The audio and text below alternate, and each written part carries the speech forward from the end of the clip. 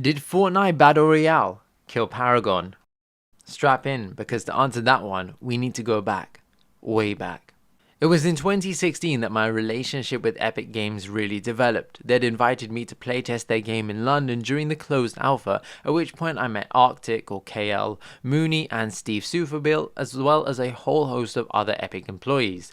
During my time there, they answered any and all questions on Paragon. Of course, I can't disclose a lot of the NDA stuff, but from what I gathered, Steve was the man in charge and whose vision everyone working at Paragon was following. Likewise, the rest of us all believed in this vision. Otherwise, we wouldn't be here today. I can't say for certainty who came up with Paragon, but presumably being the creative director, it was Steve who had the greatest influence over Paragon and was steering the ship, and what a lovely ship it was. Fast forward a few months towards open beta, I'd been flown out to Epic HQ for this event and to hear some devastating news. While I knew travel mode was an issue, I was confident that Epic could solve this problem. Little did I know that while solving this problem, they in fact created more problems.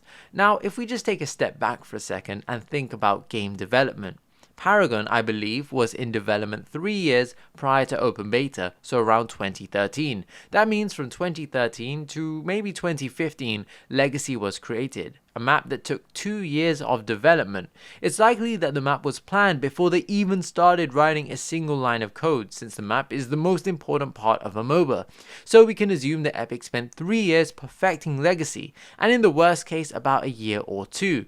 Now, Monolith was done in 6 months to a year, and remember that while Epic may have shifted resources to work on Monolith, there were still new heroes being worked on, new cards, and a team pushing patches, like the open beta patch. So, not only are you developing a new map in a shorter amount of time, but you're also doing so with less resources. So how can you expect the end product to be better? You might argue that they learned from Legacy, learn from your mistakes, but that's only if you take the time to learn from your mistakes. And did they? Okay, so we're now at the open beta event in Epic Games. I've playtested the map and my initial thoughts are fuck, my YouTube career is over. Selfish, I know, but I hated Monolith, and bear in mind that what I played at Epic Games is vastly different to what we have now. I think, and don't get me wrong, I'm not blaming anyone here, but the problem is you get like a high from being at Epic Games, and they should take this as a compliment. They made some fantastic games, and the history of Epic Games is nothing short of impressive.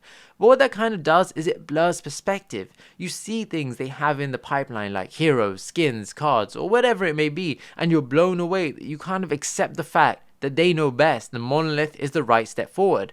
I don't remember talking to anyone that said otherwise, and I kind of accepted it because I was probably the only person there that had never played another MOBA. Like, I wasn't even a gamer before this, but something didn't sit right with me. Hell, while I was at Epic HQ, we could playtest Monolith for as long as we wanted, like the whole day. And I was logging in to live to play Legacy. At the time, I thought maybe I don't like the map because there's no art. I've never played another MOBA, and you know there's a lot of changes to happen before it gets released. But it's obvious now, and of course it's easier to say in hindsight, that maybe making a new map was a bad idea. Now, I'm not going to sit here and lie to you. When Monolith came out, I loved it. I thought it was better than Legacy, like I said in a lot of my videos. What I played at Epic HQ was different to what was released, so for that I was glad. However, it quickly became apparent that in solving one problem, Epic had created numerous more. The first was the map was too small. The whole reason Epic had to remove travel mode was because it was hard to balance. How do you have heroes like Shinmi and Wukong when travel mode exists? Like, I get it, travel mode had to go.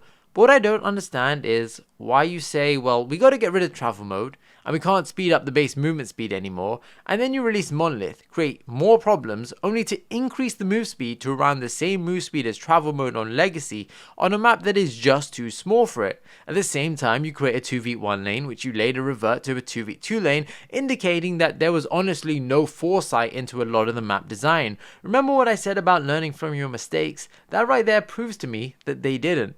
I'm trying to keep this video short, so I won't talk too much about a lot of the smaller bumps along the way, so we'll fast forward to version 42. Epic said this was the best month yet for Paragon. Well, Epic, that's what happens when you release a significant amount of content. That's why games like WoW experience this bounce effect during expansions. You can say that Monolith or V42 were the best times for Paragon and that the data indicated it was a success, but obviously it wasn't because you're now shutting down the game. What Paragon experienced is a bounce effect. It happens in all games. What was telling is that Epic gave us data for the initial month of release, but nothing after. There was clearly a decline. It was evident. I said it in my videos, the game is stale and boring, and really nothing happened, which is around the time I suspected this game was taking a back seat, around early September.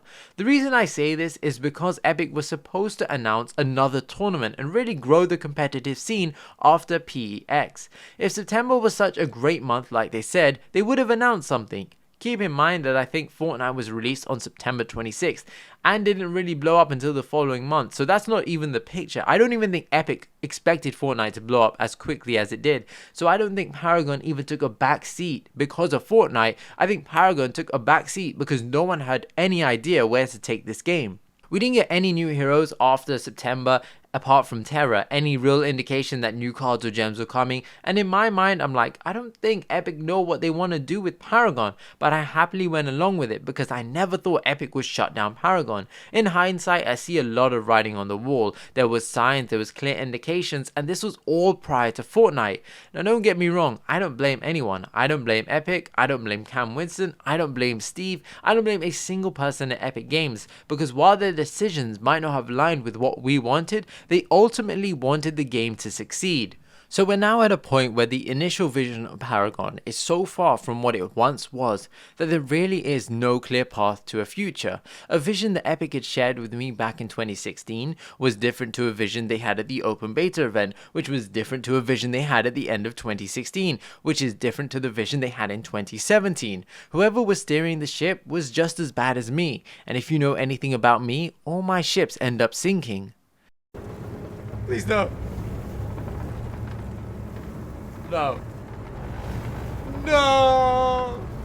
Do you remember version 27 on Legacy? That was the best patch to date. Epic had finally nailed everything bar travel mode, but their solution to the problem would ultimately be their downfall. I can't remember a single person who didn't like version 27. Carries felt like they were doing late game damage, mages were impactful, tanks soaked up damage, and supports were at that sweet spot where enough skill would have an incredible impact on the game. However, patch after patch we slowly drifted away from that vision into one that was far from what we'd all fallen in love with.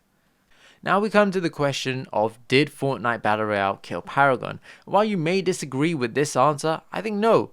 I'm on the inside looking out while you're on the outside looking in, and that's not to discredit your opinion. I value it, I really do, but saying Fortnite BR killed Paragon is taking an easy way out. Oh yeah, Epic quit Paragon because Fortnite BR was a huge success. No, Epic couldn't make Paragon a success. They had no clear vision, they had no solid foundation, they took too long to develop critical features like matchmaking, like ranked, because they had no clear vision. Fortnite Battle Royale didn't kill Paragon. Epic Games killed Paragon because they failed at making it a successful game. I think I'm entitled to be critical of Epic Games here. I do, however, have nothing but respect for them because they gave a small YouTuber with 100 subs a chance, and no other company as big as Epic is realistically ever going to do the same. I spoke to the people designing the map, working on visual effects, the creative director, anyone at the company, you name it. And I know they all cared so much about this game. So there, Fortnite BR didn't kill Paragon, Epic Games did. It sounds harsh, but it's the reality. They're allowed to fail, they're only human. Sure, you feel let down, I do too, but maybe it's better this way. Could you imagine if the game carried on for another year? You're now invested for 3 years and then maybe they decide to close it. I think it would have been even more devastating.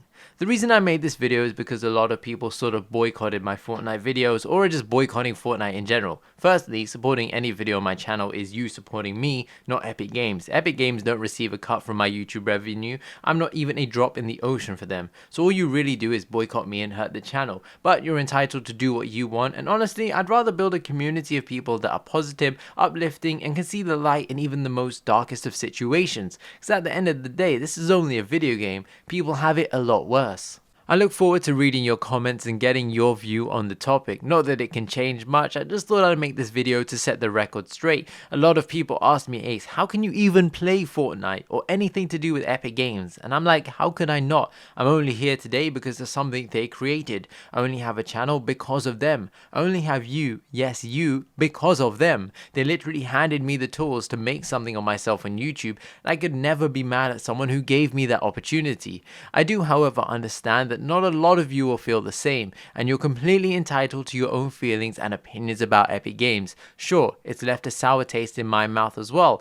Will I ever commit to something from this company again? Who knows? I'd like to focus on other games and expand the channel to see how far we can go. I hope you guys enjoyed this video. It was my recollection of events. I tried to get everything as accurate as possible, but stuff like how long Epic developed Legacy or Monolith is really only known by Epic. If you did, however, enjoy the video, smash that thumbs up button. Subscribe for, well, this sounds weird without saying subscribe for all, I guess subscribe for more content, I guess.